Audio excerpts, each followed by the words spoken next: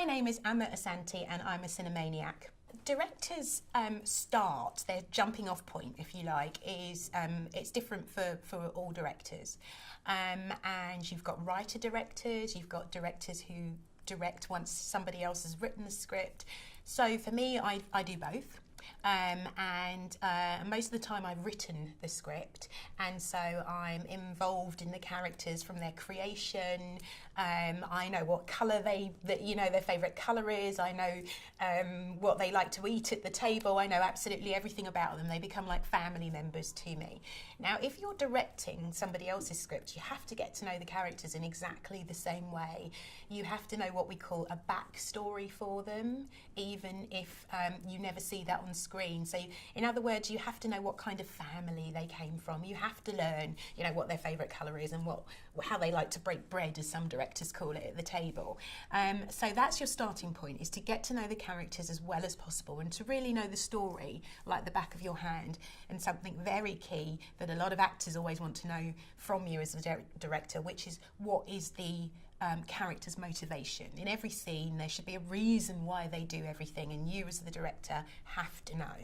So that's the first thing you do. So you're involved in all of that character creation and bringing the characters to life, but then you're also involved in what the picture is going to look like, what the movie's going to look like, what the production design is like. So that's the sofa, the curtains, the rug, even the lights on the ceiling, right through to, is it going to be a sort of very grey, edgy looking movie, or is it going to be a very bright, polished, very cheery movie?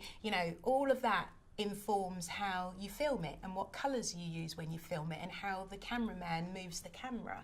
So a director really has to encompass the whole world of the movie and has to sort of be the whole authority on the movie, and essentially nothing gets done unless the director has either decided it or okayed it.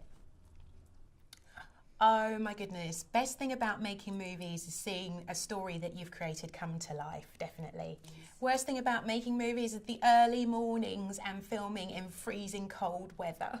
Okay, the advice I would give to someone who wants to follow in my footsteps and become a writer or a director is always look around you, be aware of what's going on around you, because stories are found in the most unlikely places. And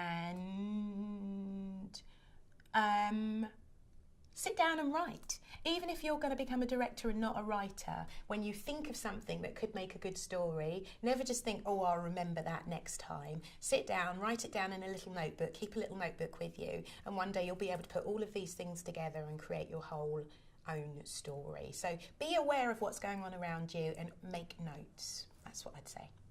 I am a cinemaniac.